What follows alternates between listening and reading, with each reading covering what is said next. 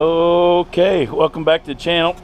Papa Court Zip Tie Garage. So today we'll kind of be doing a review and a checkout of this 07 Pontiac Vibe.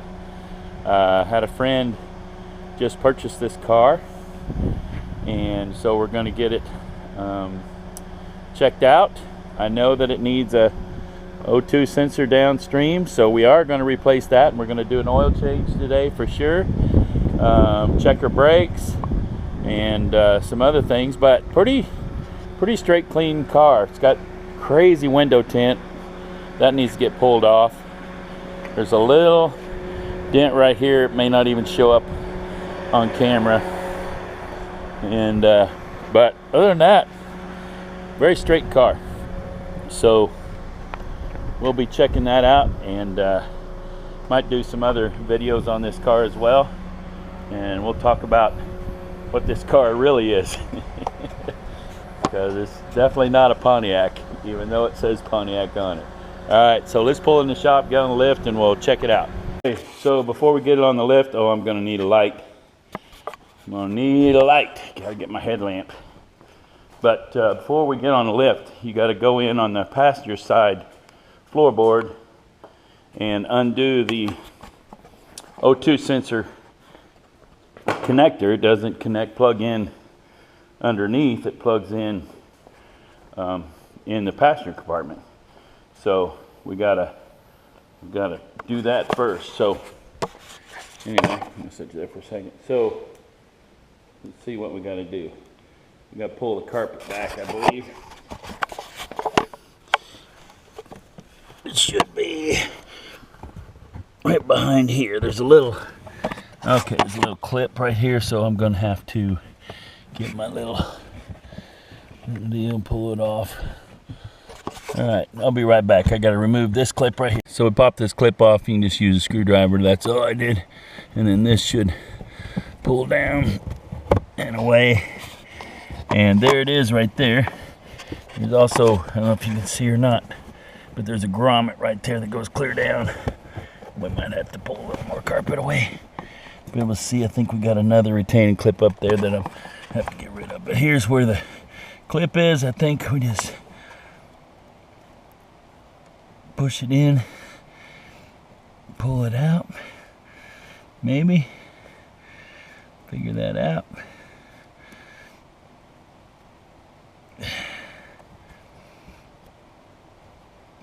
Pushes in on the bottom. Okay, I gotta use two hands. Okay, so you just push in on this bottom part right there, and it slides right out. Okay, then we're gonna go ahead and pull this carpet back away, and then we'll get it on the lift. Okay, just so you know, this second clip right here is actually of the screw-on type variety. I think you can push it back on when you put it back. But anyway, that just allows us to pull the carpet away further, so we can get down in here to the grommet, because it's right there. I think you can see it pretty easy, and that'll pull out of there. But we don't need to do that yet. We'll get it from underneath probably. Anyway, okay.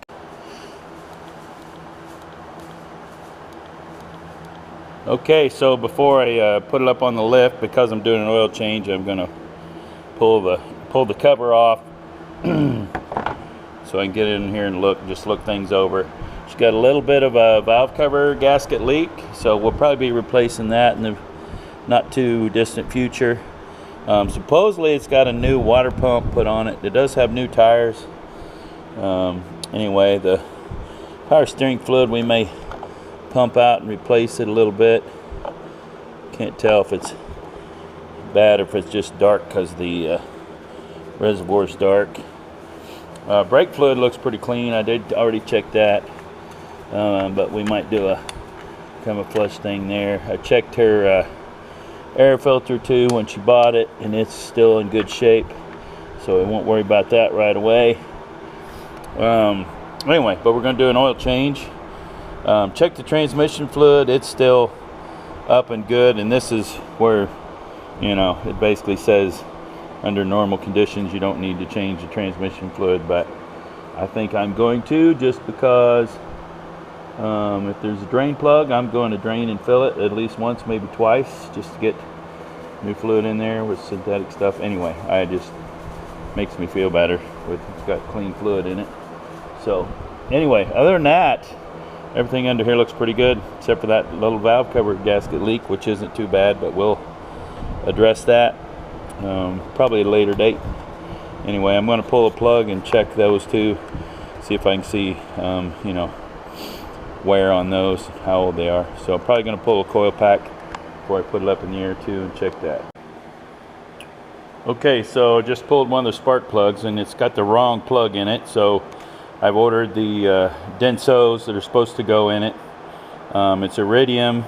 It actually looks like it's been in there for a while, so it's not misfiring or anything, but I'm a big proponent of going with the OEM manufacturer plugs because they were made specifically for the car, the heat range, everything. So when replacing your plugs, look in your owner's manual, look it up. It'll tell you. This will also take NGKs as well, and then there's a GM part number too, but I'm sure it's probably a Denso plug actually. But anyway, so I'm ordering the SK16R11s, and I'll put them in at a later date whenever they come from Amazon. But anyway, I'm gonna order those, replace those for her, because yeah, I just will feel better. Anyway, so we'll do that too. Okay, so inspecting these coil packs, I don't know if you can see that or not, but I see that it says Toyota on them. I'm thinking these may be the original coil packs. That tells me with 217,000 miles on them, that's pretty good for a set of coil packs, honestly. That's really good. And they're probably made by Denso as well. Anyway, but they're still working fine. I'm not going to replace them until she probably starts getting a misfire. Whatever. I am going to check them all, just make sure there's no cracks or anything like that, and show you how they come out. You got that 10 millimeter bolt, and then it just pops out. There's a little bit of oil on that, but there's really no oil down in, so that means that there's a gasket in there. It makes sense that would be leaking a little bit because our outer gasket is leaking, so we'll address that as well. But I'm gonna pull this other plug, just inspect it too, and yeah. After pulling that other plug, yeah, I'm definitely ordering a set of 4 plugs. Go from there. Just inspecting her serpentine belt. It looks really good, so it's been replaced not too long ago, so still looks like it's got the original alternator. Looks like it's still got the original AC compressor, which is all good news actually. But engine looks clean from up top. We'll get on the lift and we'll take a look and see if any of this seepage from the valve cover gasket has made its way down underneath. If there is an oil leak, or if there's oil down there, I'm guessing that's probably where it has come from. So anyway, we'll get it up in the air and take a peek at it. So we're going to do next. I'm going to get you under here with me. This is our O2 sensor. So I'm going to go ahead while I'm right here and spray that with a little PB blaster, just so that will possibly come off a little easier for us. All right, we'll get that soaking. So we're just looking for any kind of crazy stuff. Yeah, the back side of the motor. Okay, so yeah, our valve cover gasket has been leaking for a while, and so you can see we've got oil coming down the back side of the motor quite a bit, but that's not a biggie. We'll replace that gasket because I can look up there and see that it's clean right above where that valve cover gasket goes, and it's oily below. So that's no problem. That's easy peasy, no big deal. Somebody's put some blue Loctite on the oil drain. Lower radiator hose is still soft. Everything looks good. But everything looks good and dry down here except for that right there. And we'll check. I'll pull the wheels off. Check the brakes. Everything feels tight there. From what I can see there, the pads look good. Can't tell for sure on the rotors. They might be a little bit scored, but not too bad. Coming on back here, like no rust to speak of, just tiny bits of surface rust, which is really good. A little bit right here. I may even treat that for. That's really easy peasy, just to keep that in check. Okay, this got rear drum brakes. She said she thought she heard a noise in this left rear. Could just be, honestly, from brake dust and dirt. We'll take a look at that too. There's the canister for the evap. This car does not have an evap code, which is amazing, because a lot of them do. Same thing back here. Everything sounds good, looks good. So yeah, this has been welded, new piece. This is new, this right up through here, so evidently that wore out, had a hole in it or something. Shocks look good, no leaky boots. That's good, and passes the bounce test. Same thing, the fronts, yep, all look really good. Okay, let's go ahead and drain the oil. And this is our transmission pan, and it's got a drain plug, so I'm definitely going to drain and refill that. Not this time, but I'm going to do it probably in a later video maybe. Looks like our CV axle. Nope, that's oil. Never mind. That's oil from up above. So when we get that taken care of, we'll be golden. All right, I'm going to drain the oil.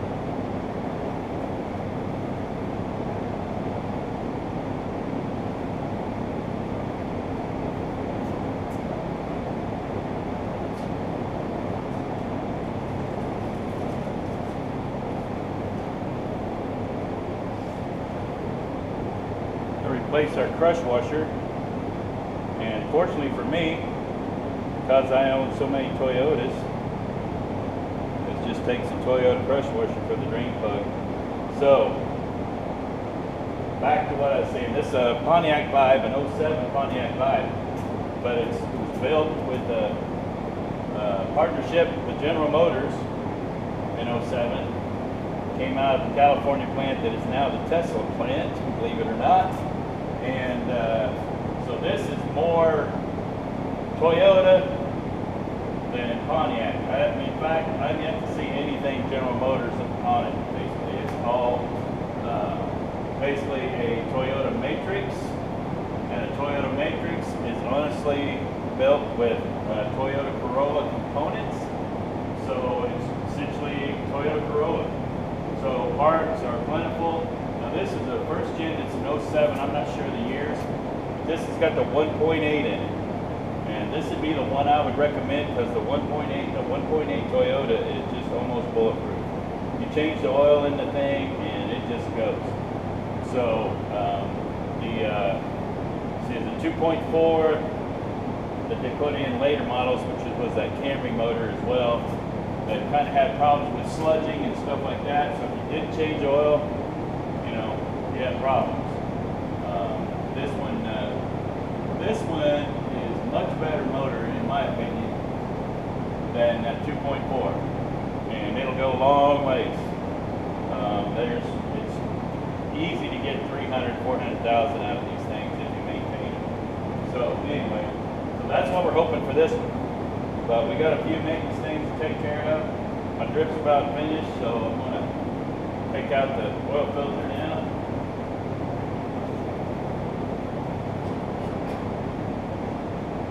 So if you're looking for a used car and you're like, I'd really like to have a Toyota, but I can't afford a Toyota, might look for a Pontiac Vibe. Oh, that's the boss calling me. Gotta answer the... Okay, so on the way down I decided to go ahead and pull this wheel off and check the brakes, and they're good. They probably got a little better than half life something, so they'll be good enough for now, and they're wearing okay. The rotor probably ought to be replaced next time to do brakes. It's got a little lip on here, a little bit building up a lip. They probably can't be turned. Most newer rotors can't be turned anyway because they've got to have so much material left that they can take off a layer. So anyway, but everything looks good. Looks good. All right, so let's take it down and then back to our O2 sensor. Let's get in here and pull this O2 sensor through. Pull the carpet back a little more. So there it is right there. Pull it up and through and out of there. Okay. Let's compare it to our new one. First of all, we'll make sure the connector is the same. Yep, connector is good. They look a little bit different, but they are the same size, all that noise. So that'll be fine. Actually, this one came from, oh, it's already got anti-seize on it. Okay, I'm gonna keep that cap on if I can. That's nice of them. This came from 1A Auto. This is a TRQ part. I've had pretty good luck with most of all of the TRQ parts. So yeah, and they're cheaper than, you know, all the OEM or whatever. So all right, so let's feed this back down through our hole, just like so. And we're just going to leave our grommet thing right there. Not going to plug it in. We'll plug it in after we get it all in, because we can pull this line and get the right amount of wire. All right. So got that. While we're here, I think I will go ahead and fill our oil. This supposedly takes 4.4 quarts. Yep, engine oil with filter, 4.4 US quarts. So we'll get to that and go from there. All right, I've got just shy of 3 quarts left in this jug. So go from there. I used to use SuperTech oil too. I think I've already told you that. On all my vehicles, and I change all mine every 3,000 miles, so it's not gonna, yeah, actually, and it's very good oil. You look at Project Farm guy's channel again, shout out to him, by the way. Love most of his videos, those reviews, and compares all kinds of stuff. So we're going to consider this almost 3 quarts. We'll know that can go right in there.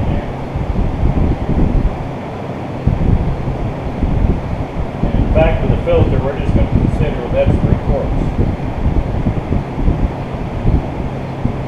I put a little bit in the filter.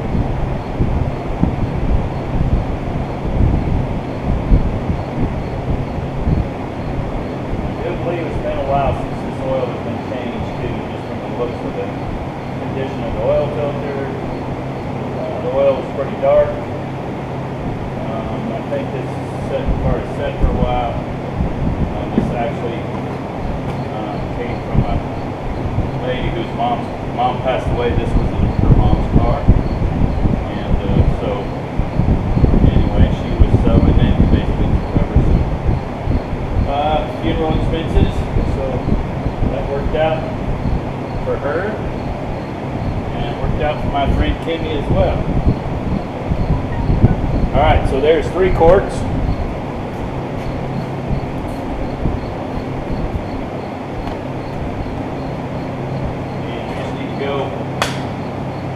Just under 1.5 quarts. With the bolts. 4.4 quarts with filter according to the owner's manual. 4.4 quarts. So that means we got 1.4 quarts to go, right?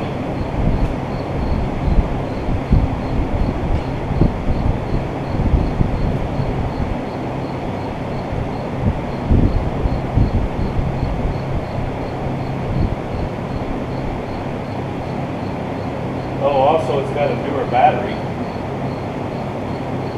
haven't seen the date yet, or I haven't looked at the date. It's right on the top of it. But newer battery, so that's good news too.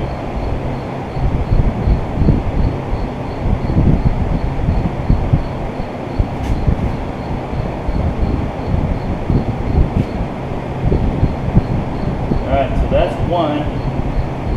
Let's go just almost half.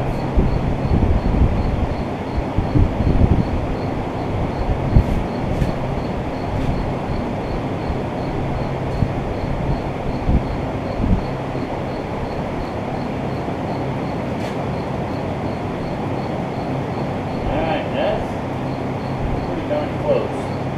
Splash. Do a splash. Alright, then we'll check it. We'll check it after we get the other stuff done. Check it just to fire it up, let the oil circulate, and make sure we got the right amount in it. But we got to get our O2 sensor in next. So. Okay, this thing supposedly had a new water pump put in it. So got a new water pump. They should have changed the antifreeze, and yeah, antifreeze is really good. So, and this takes the red this takes the red Toyota antifreeze too. So this is definitely all Toyota. It's just crazy to me. But anyway, so that looks very good. Obviously is good. Checks out to minus 45 degrees Fahrenheit, so that's really good. So it's all new. All right, let's put in our O2 sensor. Oh, also the battery is from April of 23. So, and this is September of 24. So it's just a little over a year old. It's a Napa battery. Can't see the warranty on it. But anyway, she doesn't have a tie down. I don't know if tie down's missing somewhere. I might just do a zip tie, because this is Papa Court's Zip Tie Garage, and I am a certified zip tie technician. So I might just zip tie across the top just to give that some stability a little bit. Anyway, all right, let's put our O2 sensor in, shall we? Zip tie, there you go, zip tie battery holder. That's pretty darn good. I'm thinking you guys probably know the trick to make extensions with your zip ties, running one into the other, so I'm not going to tell you about that. But anyway, we're going to tidy up our installation job here just a bit.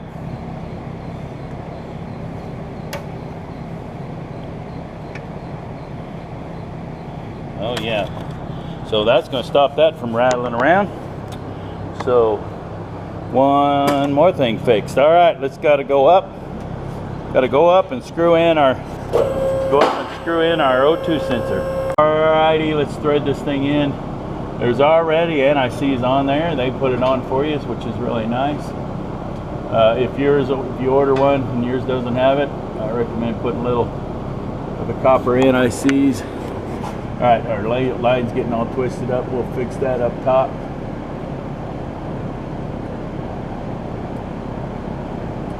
I can fix it a little bit right here.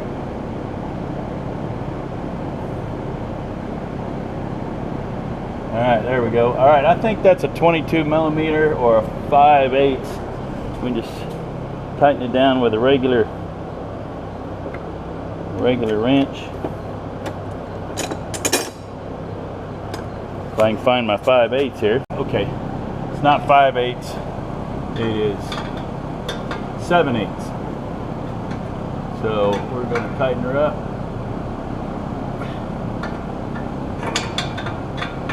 We don't have to use our tool this time. All right, give her a couple ugga-duggas. That should be good. All right, we want a little bit of slack here. All right, we're going to go up top and put our grommet in and plug it back in. That should be good. And then we'll clear the code. Oh, I'll tell you. Let me tell you right now what the code was.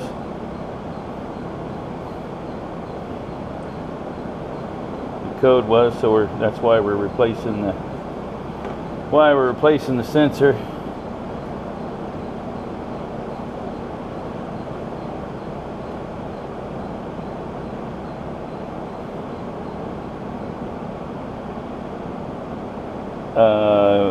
Two codes actually, PO138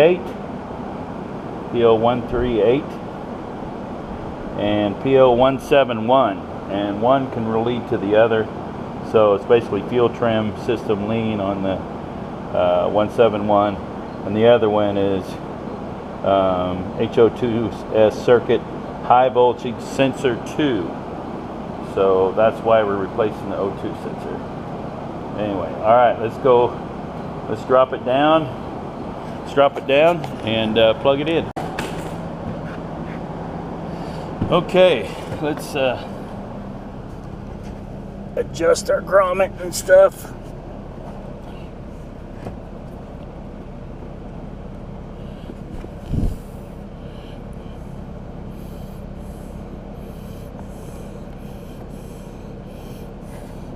It just pokes down in that hole, and it's got a little lip on it, ridge, so it'll seal around there. All right, I got to use two hands because I got to hold the carpet back. Once we get that back in there like that, then I got to have more of the cable. Might have to go underneath and push that back through. Let's see here.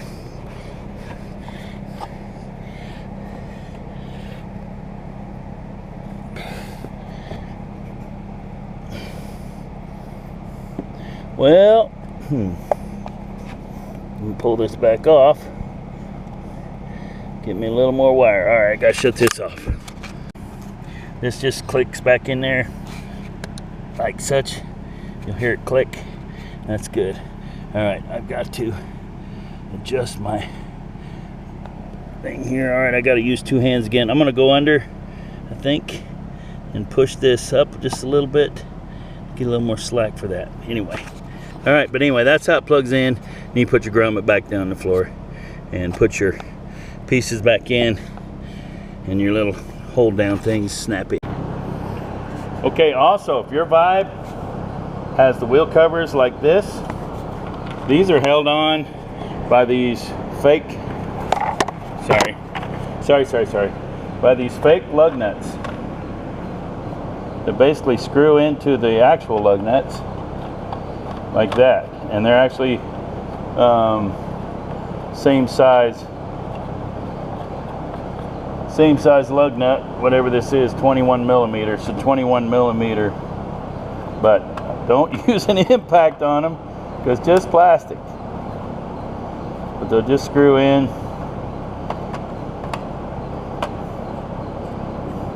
Like such, but that's how they come off. If you start prying on them to take them off, you're gonna break something. Anyway, just another little tidbit for your Pontiac Vibe owners. I have no idea if the Matrix is like this or if any of the Corollas are like that, but this is these plastic Pontiac wheel covers. Here's another sign that this is a Toyota. These are Toyota rotors, basically hubs, because you can see how this fits around here like this. Sometimes when you pull the wheel off, I'm about ready to pull this other front wheel off. When you pull them off, these sometimes get corroded. These wheels will stick on here, and you have to kind of beat it on the back with a hammer, and you want to kind of hit on the edge of the rim there a little bit. Not crazy. You don't want to beat the crap out of it, just enough to knock this off here. But that's definitely a Toyota thing, because all my Toyotas will do the same thing, and they'll stick on there occasionally. So another Toyota part. I'm just telling you, it's all Toyota. Somebody has painted these rims a little bit, trying to make them look better, because there's a run I see. Anyway, okay, so we got everything back put together. Ran a little bit, checked oil, got her full, all the above. So I'm going to go ahead and pull the rest of the wheels. You don't need to see all that. If I come up with something bad, I'll come back and show you that, but I think we're going to be good to go. So I'm going to pull these wheels off, check all the brakes, and check for other stuff. And yeah, I think that's it. And then I'll probably have some more videos on the stuff as we're going to have to replace the spark plugs and the valve cover gasket for sure. Probably drain and fill the transmission one time. And I just noticed I got some transmission fluid, so I may do that here pretty quick, but I'll post that in a different video so that it's separate from this one. Anyway, I'm gonna let you go. Make sure you like, subscribe, all that stuff. Tell your friends, thumbs up, all that jargon. And remember, safety third. I'll see you next time.